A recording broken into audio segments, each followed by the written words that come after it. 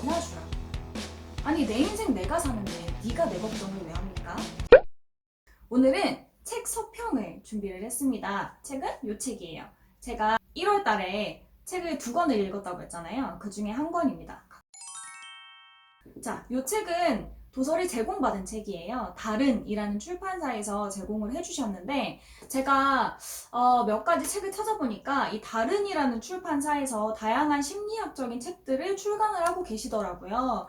제가 사실 DM으로 많은 분들이 심리학 책 좀 추천해주세요 라는 이야기를 많이 들었었는데 제가 생각지 못한 방법이 하나 있더라고.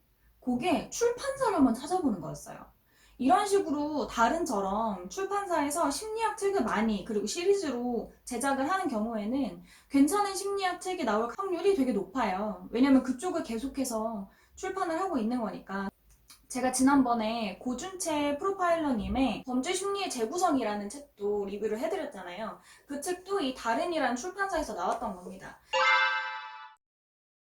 이 또 먹어버렸습니다 라는 책의 저자는 일단은 지금 식이장애 전문 상담사로 일을 하고 계시고 한 6년 동안 식이장애를 겪었어요. 그래서 식이장애를 겪고 계신 분뿐 아니고 그냥 불안이나 우울 이런 것들을 경험하고 계시는 분들 이런 분들 읽으시면 굉장히 도움이 많이 될 것 같다라는 생각이 들었습니다. 서론이 언제나처럼 굉장히 길어요. 그쵸? 아 어떡합니까? 이렇게 말하는 걸 좋아해가지고.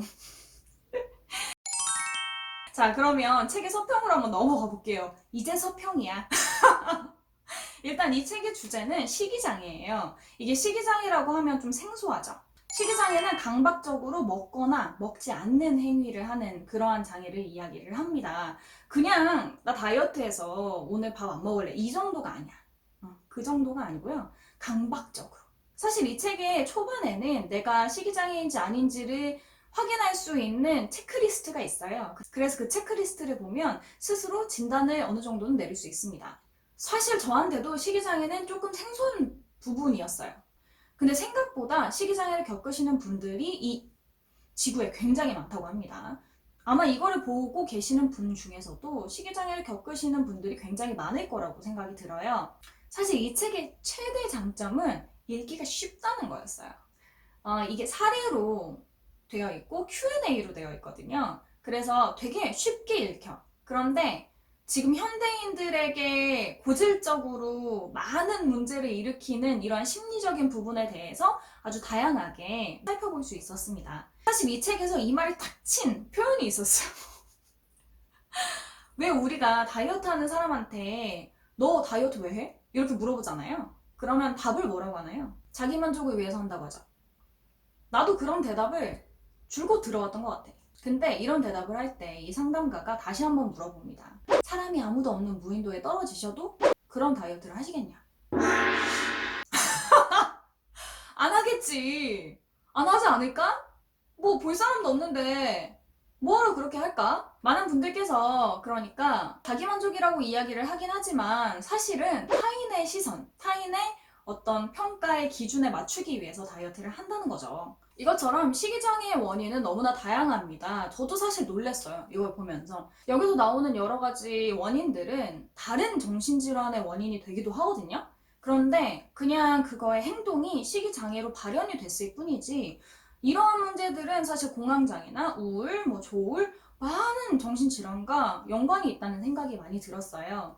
그래서 몇 가지 식이장애의 원인을 이 책에서 나온 사례들을 중심으로 정리를 해보고 그리고 총평을 내리려고 합니다. 첫 번째는 타인에게 인정받고자 하는 욕구로 인해서 식이장애가 생긴다는 거예요. 너 살 좀 빼야 되지 않겠어? 너 뚱뚱하니까 뭐 누가 너 취업이라도 시켜주겠니? 너 그래서 결혼하겠어? 이런 말들에 너무 지쳐서 이런 말들을 더 이상 듣고 싶지 않아서 그래서 식이장애가 생기는 경우가 있다는 거죠. 두 번째는 외로움에 요거 보면서 좀 슬펐어. 이게 SNS를 보면 다들 좋은 데 가고 예쁜 거 사고 잘 사는 것 같잖아. 친구들의 SNS를 보면서 나는 뭔가 패배자 같은 느낌이 드는 거야. 그리고 뭔가 내 삶이 너무 외로운 것 같고 인정받지 못하는 삶을 사는 것 같고 그러니까 나만 뒤처지고 외로운 것 같은 이런 심리적인 허기 뭔가 채워지지 않는 그러한 마음 때문에 계속 먹게 되는 거예요. 그리고 계속 먹다 보면 결국에는 살이 찌게 되잖아요. 그러면 이런 살이 찌는 나의 모습이 또 싫어서 먹토를 하는 거지. 먹고 토하는 거. 손가락 넣어가지고 토하는 그런 행동을 강박적으로 반복적으로 하게 된다는 거예요. 세 번째는 불안감.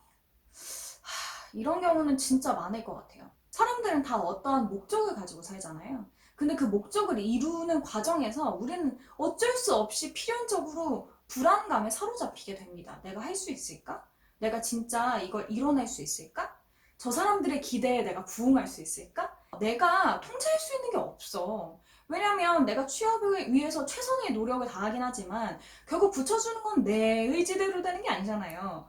그러니까 내 삶의 통제감을 잃어버리게 되는 거예요. 그러니까 내가 할 수 있는 거라곤 내 몸, 이 몸뚱이 하나밖에 없는 거야.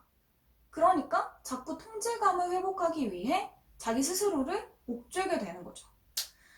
이 책을 읽고 나서 이런 식이장애를 겪는 분들에게 꼭 이야기를 드리고 싶은 게 있었어요. 많은 사람들은 다들 자신의 기준과 잣대로 타인을 평가해요. 그리고 사회조차도 이 몸에 대해서는 그 기준을 그게 맞다고 계속 이야기를 합니다. 날씬하고 몸매 좋고 근육질이고 탄탄하고 이런 사람들을 자기 관리를 잘하는 사람이라고 이야기를 해요. 하지만 그 기준에 맞지 않는 사람들에 대해서는 정말 거침없이 혐오의 표현을 하죠. 개그의 대상으로 삼고. 그런데 여러분, 굳이 그 사람들의 기준에 나를 맞춰서 나 스스로도 평가할 필요는 없어요. 여러분들은 그냥 있는 그대로 충분히 사랑받을 만합니다. 충분히 가치 있어요. 그래서 너를 위해서 하는 말이야. 네가 세상 물정을 몰라서 내가 해주는 말이야. 라는 식의 뭔가 선의로 포장된 이러한 말들 다 그만해주라고. 아니 내 인생 내가 사는데 네가 내 걱정을 왜 합니까? 진짜 나를 위한다면 일단은 돈이나 주라 그래요.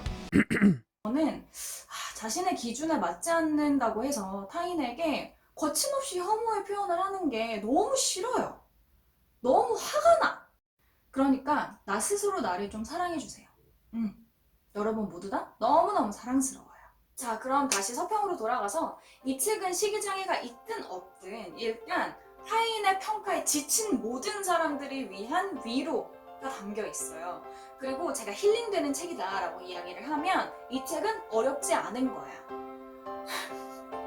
물론 책 중에서 심리학적인 베이스가 충만하고 진짜 너무 좋은 책들이 있어. 근데 이걸 읽으면 힐링이 안 되는 책이 있어.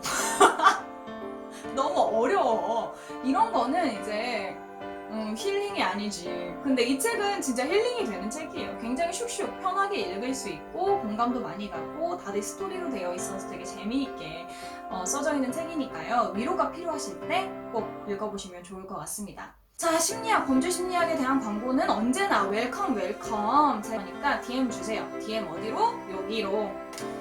구독과 좋아요는 사랑이죠. 요즘 조회수가 많이 떨어지기는 하는데 제 눈에 익은 아이디의 구독자분들이 많이 응원을 해주셔서 진짜 살만 납니다. 돈은 못 벌어도 그래도 꽤 살만 나. 여러분들 덕분에 저는 하루하루 굉장히 행복한 나날을 보내고 있습니다. 여러분들의 삶도 저로 인해서 행복한 나날이 됐으면 좋겠어요. 오늘 하루도 수고하셨습니다. 다음 영상에서 만나요. 안녕.